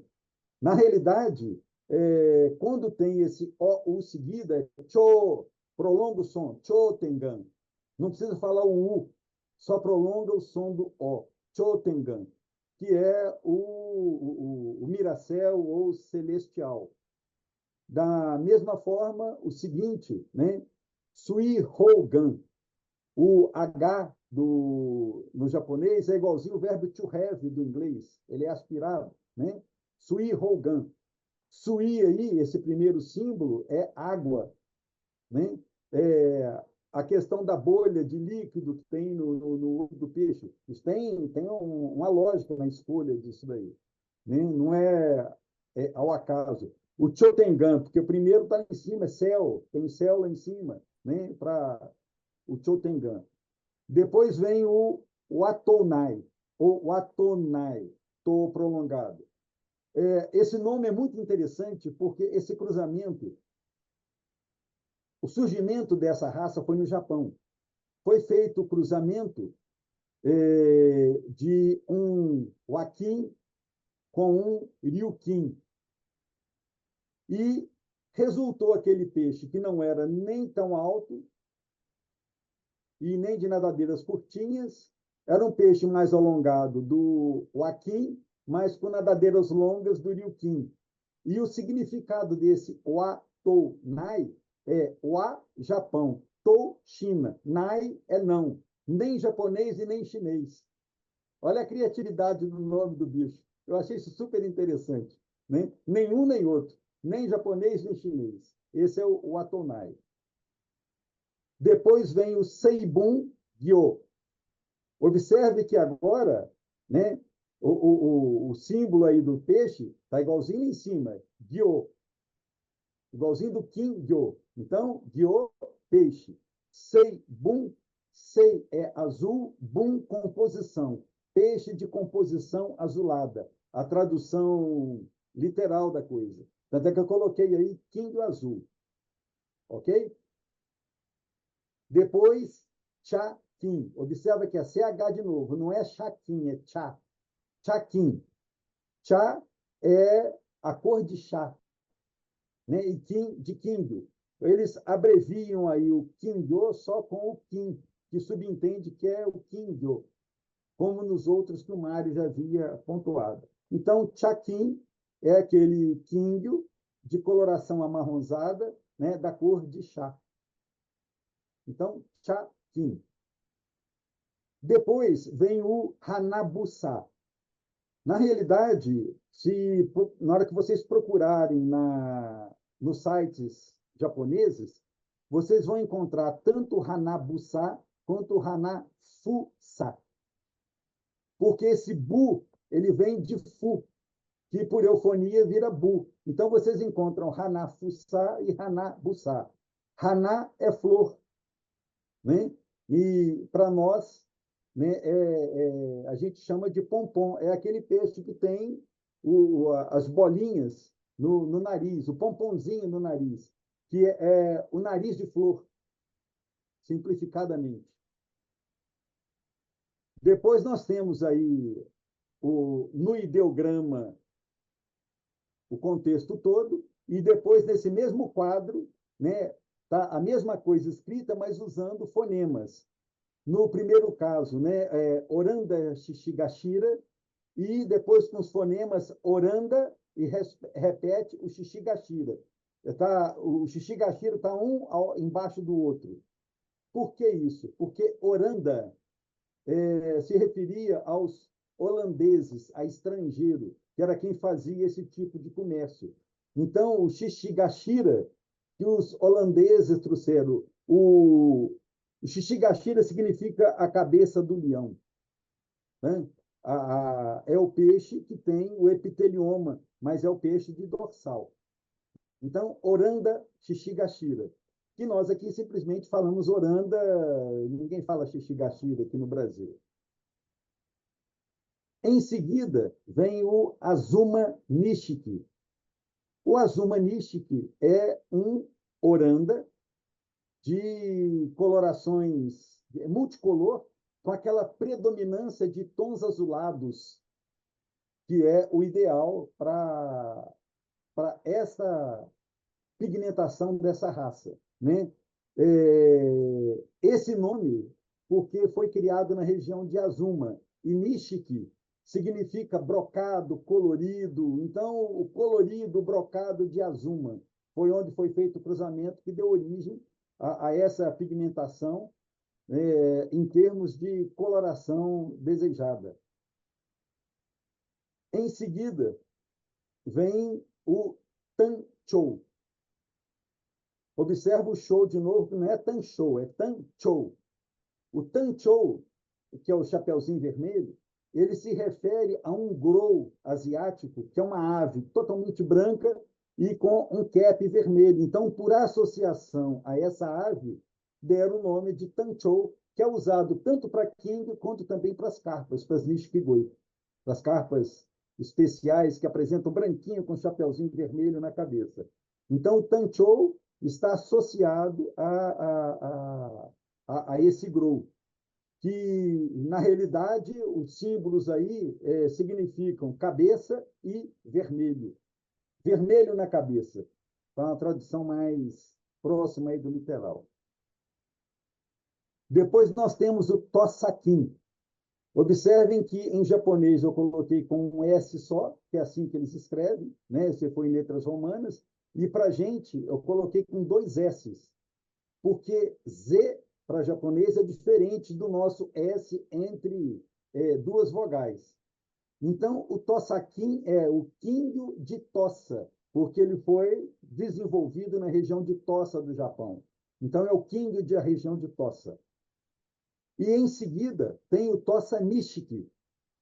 O Tosa Nishiki é outra denominação para o Tosakin. Quando se procura nos sites japoneses, você vai achar ou Tosakin ou Tosa Nishiki. Essa é uma raça desenvolvida especificamente no Japão. Em seguida, o Maruko. Maruko foi o primeiro mutante que saiu do Wakin com total ausência de dorsal. Era um peixe mais alongado, totalmente sem dorsal. Imagina um ranchu japonês sem epitelioma. Os Marukos modernos não são mais arredondadinhos, mais curtinhos, mas no original ele era mais longo. E esse maru, né? Maru significa redondo, de bola. O ko aí é um complemento de filhote, inclusive é muito comum esse ko para complementação de nomes femininos. Ter esse ko no final, o símbolo significa filho, filhote. Depois vem o Osakaranchu.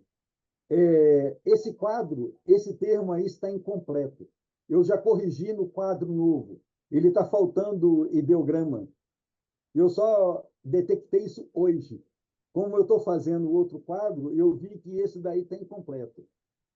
Observem que eu escrevi em japonês o Sakaranchu, e para nós com 2 S, porque esse primeiro símbolo, que parece uma pessoa assim de braço aberto, né? Com as pernas abertas e braço aberto, a pronúncia desse símbolo é o, uma das pronúncias. Tem também tai, que significa grande, né? Osaka. Aí o japonês, quando lê esse símbolo, ele prolonga esse som, o, ele não faz o, faz Osaka, Osaka, né? É a região onde foi desenvolvido esse ranchu, que foi em Osaka, que aqui no Brasil a gente chama de Osaka, e que não tem nada a ver, né? Não existe Osaka no Japão, é Osaka.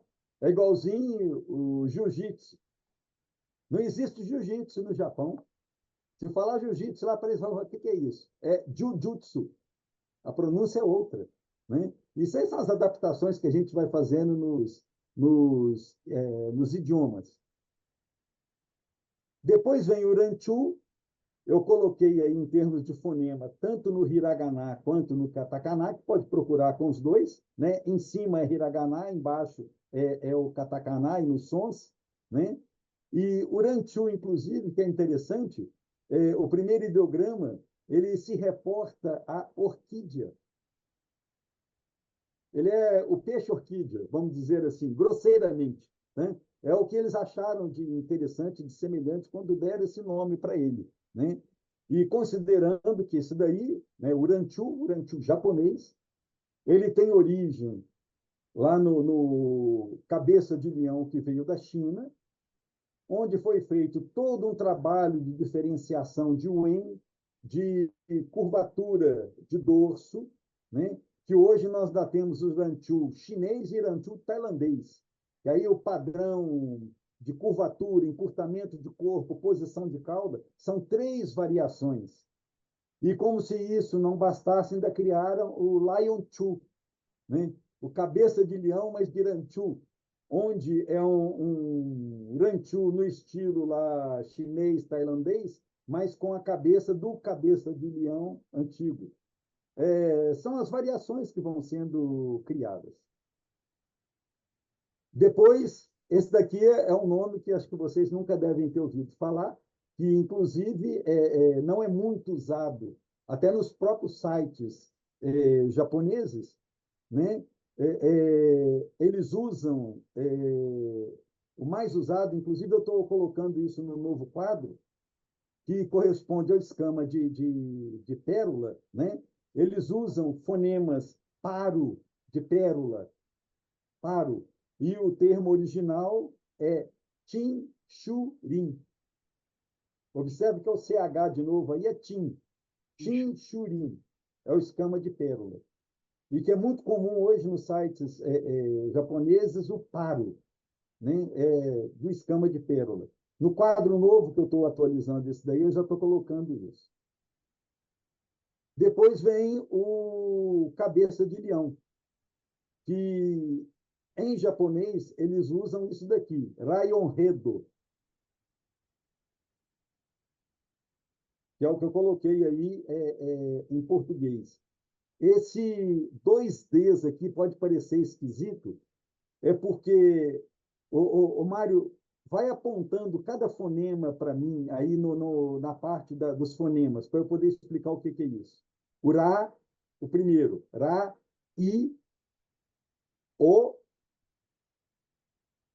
N, Rayon, e depois vem Re. Observa que o seguinte, ele é um pouquinho menor. Isso aí é um tsu, a pronúncia é tsu.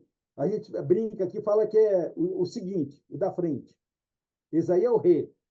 O seguinte aí é o tsu. A gente fala que é o tsuzinho. É um tsu pequeno que ele tem por finalidade dar um break. É Rayonhedo. Rayonhedo. E o do no final. Então, quando tem esse tsu menorzinho, é para dar um breakzinho na fala. É coisa do idioma japonês. Então, eu repeti aí, e quando você coloca graficamente, você coloca 2Ds para dar esse break. É assim que se transcreve dos fonemas para a letra romana. né? O Romaji, como os japoneses falam. Então, é Rayon-Redo, Rayon-Redo, cabeça de leão em japonês. Existe o ideograma lá para os chineses, e eu, no quadro novo, eu estou colocando, que eu já procurei isso. Depois nós temos o Shukin. O Mário, esses dias para trás, aí colocou uma imagem de um peixe desse lindo, um Shukin lindo. É um urantiu de cauda longa. Eu, no quadro novo, eu tirei aqui esse tipo, estou colocando lá, ranchu de cauda longa. Eu já fiz esse peixe num passado remoto, por cruzamento aqui em casa, porque à medida que eu ia estudando, eu ia testando para ver se funcionava. Então, eu já tive chuquim num passado remoto. Que aí eu não levei para frente porque ninguém interessava, enfim. Depois vem o nosso cometa, né? Que em japonês escreve cometo. Inclusive, está com um erro aqui, é outro erro que eu estou corrigindo. Ele tinha que ter 2 T's aqui, porque é o tissuzinho de novo aí, ó. Cometo. Senão eu teria que ler cometsuto. É cometo. Está faltando um T aqui na pronúncia. Igualzinha do Ryan Redo. Tem que ter 2 T's aqui. Foram erros que eu só detectei agora. Então, eu estou corrigindo no quadro novo.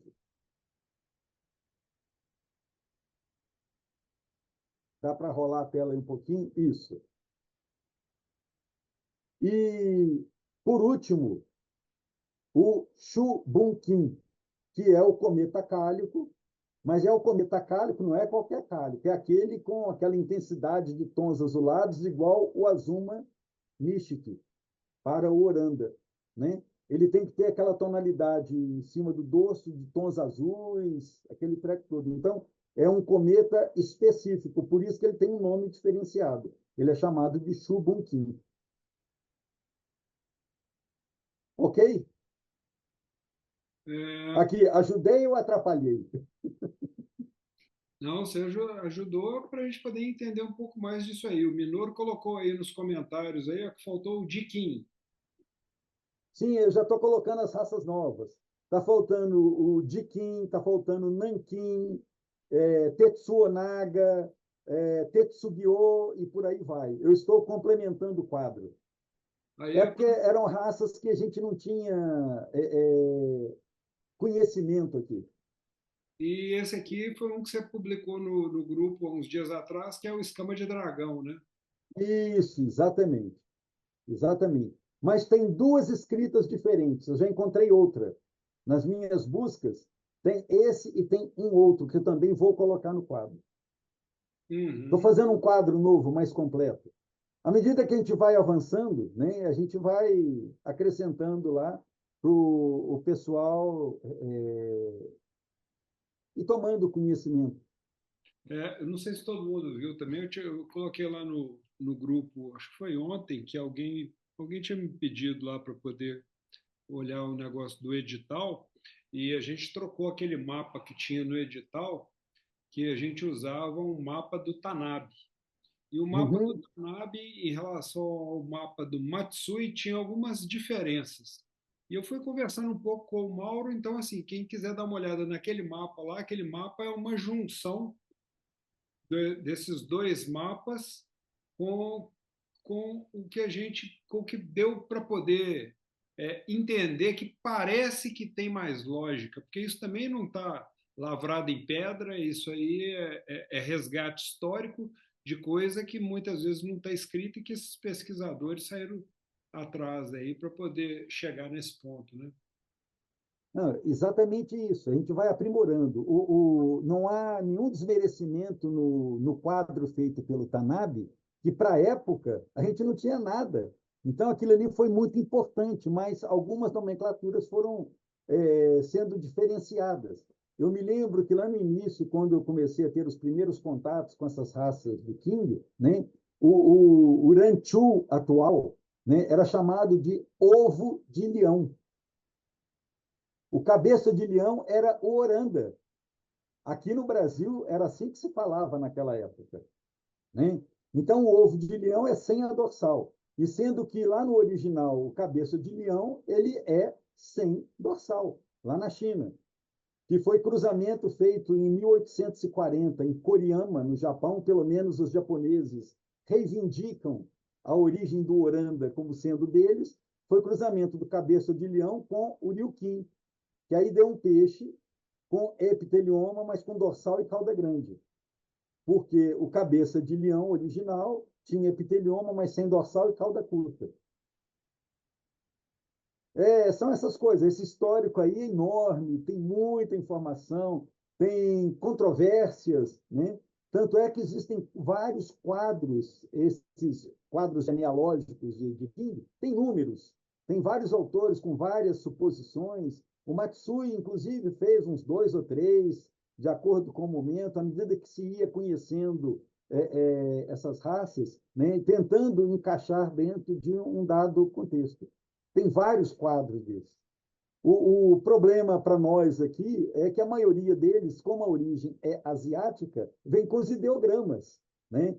Geralmente, nos quadros que foram feitos no Japão, eles apresentam a genealogia com os termos em japonês, e aqueles peixes que não foram selecionados, trabalhados no Japão, eles vêm embaixo porque eles são oriundos da China. Então, eles vêm separados. Muitas vezes vem uma fileirinha de peixes embaixo, né? Mas peixes que foram ou fora da Ásia ou eram da China e não no Japão. Por exemplo, o seibum. A origem do seibum, o chaquim, foi na China. O trabalho do Xizanshen, né? Ele foi quem estudou a característica genética desses peixes. Um trabalho lá da década de 30, que é muito interessante, são mutações que ocorreram na China. Então, de acordo com a origem, cada um reivindica a paternidade, né? É aquela velha história: se o filho for feio, ninguém quer ser pai, mas se ele for bonito, todo mundo quer ser pai dele, ou mãe. É isso. Só aproveitando esse comentário aí no ponto que a gente chegou aí, Mauro, eu vou,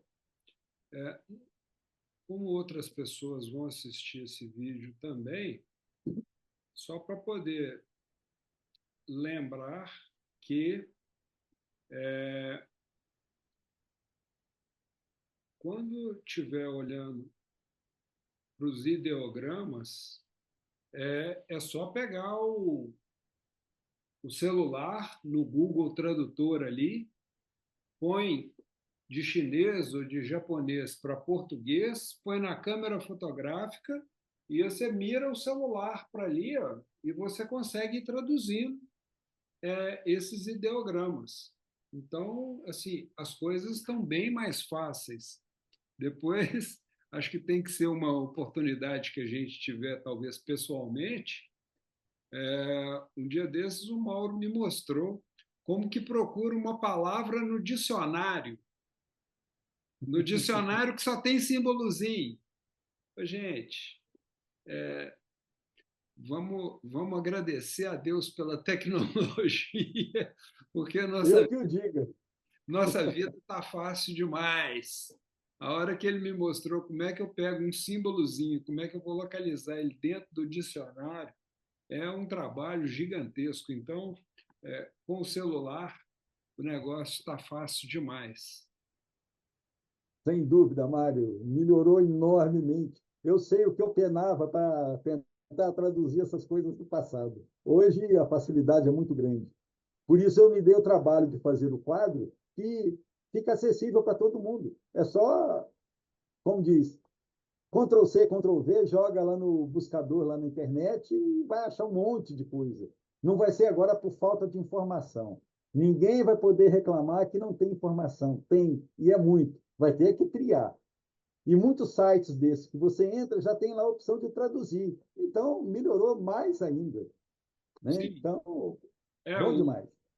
Copiou o ideograma, colou lá no navegador, buscou, escolheu a página, clica lá em cima de novo, que você já clica lá para poder trocar idioma, e você já troca o idioma da página inteira. Então, a página está toda em inglês, você põe ela em inglês. Quer dizer, mas vai para inglês, né? Então, aí é que a gente vai romper nessas barreiras aí. Mas ótimo, Mauro. Parabéns, Beleza. obrigado aí pelo trabalho aí, pela contribuição. E lembrando a todo mundo, eu vou pegar lá agora, vou colocar o último edital novo com esse mapa lá no grupo de novo. E vamos pegar essa última semana aí, vamos ver se a gente faz uma divulgação aí para a gente poder puxar uns peixes, para a gente poder fazer um campeonato com visibilidade legal. Meus peixes estão cheios de ponto de crescimento do EN, mas eu vou botar mesmo assim. Não, mas isso aí nós já passamos dessa fase, tia. Ninguém vai poder tirar ponto porque o EN está com pontinho. Preto. Eu vou tirar 2, não vou tirar 1. É mesmo. Vai depender do comportamento dele, né, Emerson? Esse aqui não fica. Agora deixa eu comentar uma coisa para vocês aqui bem rapidamente, até que podia ter proposto isso, né? Mas esse ano o frio tá levando os bichos ao extremo, assim, cara. É impressionante o que esfriou aí nesses últimos dias e tem essa coisa do ponto branco e tal, né? Mas eles estão resistindo muito bem, assim, ao frio. E aí eu estou me dando conta que o problema não é o frio, né? É aquela aqui em casa é aquela amplitude entre o frio da manhã e o que aquece ao longo do dia e tal. Mas está sendo interessante a experiência por enquanto, né? Eu nunca tinha tido água aí a 1,9 graus ainda. Ensina eles a tomar chimarrão. Pois é. Temperatura de verão de pinguim. Vamos embora. Bora aí. Por aí. Beleza, então. Ótima semana para todo mundo, gente. Um abração. Falou. Tchau, pessoal. Um abraço. Falou, pessoal. Falou, pessoal. Boa semana pra vocês. Boa semana. Um abraço, tudo de Tchau, bom. tchau.